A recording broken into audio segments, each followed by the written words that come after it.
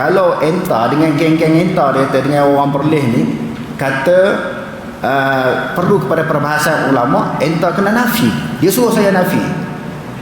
Maknanya Perlis termasuklah sekali dianggap orang yang pegang Quran hadis tanpa pegang huraian ulama. Entah kena nafi. Saya kata tak betul itu. Nabi ajar orang yang tuduh tu kena bagi bukti, bukan orang yang dituduh mengemukakan bukti. Kita pula nak kena nafi. Letih macam tu. Kita tak buat benda tu, dia suruh kita nafikan.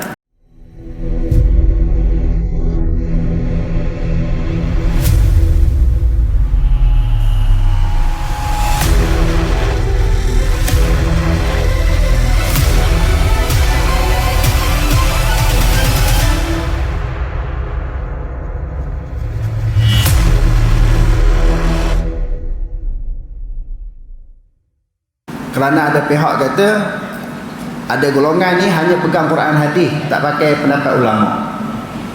Lebih-lebih lagi orang Perlis Saya bukan orang Perlis. Dia kata Perlis ni, saya selalu dengar 2-3 hari baru ni baru saya dengar. Perlis ni dia tak pakai pendapat ulama, dia pakai Quran hadis je. Saya pun tanyalah orang sahabat yang pernah sebut kat saya macam tu. Saya kata, siapa yang cakap macam tu? Boleh tak ada video dia ke? Ataupun ada tulisan yang bahawa dia kata kita kena pegang Quran hadis, tak perlu pegang pendapat ulama di Malaysia ni, khususnya di Perlis. Ada ke mana-mana orang Perlis buat macam tu? Dia tak boleh nak cerita. Dia kata ada orang kata, orang kata. Perlis ni hanya pegang Quran hadis, tak pegang pendapat ulama. Jadi kalau orang tanya kata macam tu, kita suruh dia, tekan dia supaya dikemukakan bukti. Sebab banyak orang tuduh tanpa bukti. Sebab itu Nabi SAW bersabda, "Lau yu'tan nasu bida'wahum ladda'u amwalan nasi wa dima'ahum." Kalau diberi kelonggaran, kebenaran, diberi peluang untuk manusia buat tuduhan kepada orang, kalau diberi peluang untuk manusia buat tuduhan kepada orang, nescaya orang akan menganggap harta orang harta dia. Ni orang aku punya, ini handphone aku. Dia jumpa jam ke handphone ke orang kat kolah, ambil semayang ni dia ambil. Ini aku punya. Ini jam aku punya. Tanah ni tanah aku punya. Sungai ni Tok Bangau punya. Sebab Tok Bangau yang korek dulu dengan tangan tu. Jadi semua orang boleh dakwa. Kalau sebut ini tanah dia, ada geran. Benda ni benda dia, apa bukti?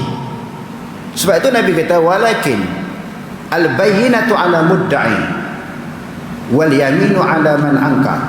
Orang yang menuduh mesti mengemukakan bukti. Dia tuduh orang, dia kena bukakan bukti. Jadi sekarang ni dia terbalik. Sahabat itu sebut kepada saya, kalau entah dengan geng-geng entah dia kata dengan orang Perlis ni kata perlu kepada perbahasan ulama, entah kena nafi. Dia suruh saya nafi. Maknanya Perlis termasuklah sekali dianggap orang yang pegang Quran hadis tanpa pegang huraian ulama. Entah kena nafi. Saya kata tak betul itu. Nabi ajar orang yang tuduh tu kena bagi bukti, bukan orang yang dituduh mengemukakan bukti. Kita pula nak kena nafi. Letih macam tu. Kita tak buat benda tu, dia suruh kita nafikan. Kamu ni kentut ni. Dia tuduh kita. Kita tak aku wallahi wa billahi wa tallah, kita nak kena nafi, sedangkan dia tuduh. Jadi ajaran yang Nabi ajar, orang yang tuduh tu kena bukakan bukti. Orang yang dituduh tu dia tak perlu bukakan bukti, dia hanya menafikan saja. Jadi kita tengok darah kita pun pada pagi ni, ada kitab tak depan kita? Kita pakai tak huraian ulama? Dalam perbahasan tadi, bab gosok gigi, siwak bulan puasa, kita tengok tak pendapat ulama? Tengok. Kita tak pakai main Quran hadis saja. Quran hadis adalah matan, maknanya teks. Syarahannya perlu kepada huraian ulama. Orang Arab sendiri tuan-tuan yang duduk mengaji universiti pun, dia mau tak ambil dengan kepakaran mereka bahasa Arab, lahir-lahir dalam keluarga Arab, mengaji daripada sekolah tadika, sekolah Arab sampai masuk universiti.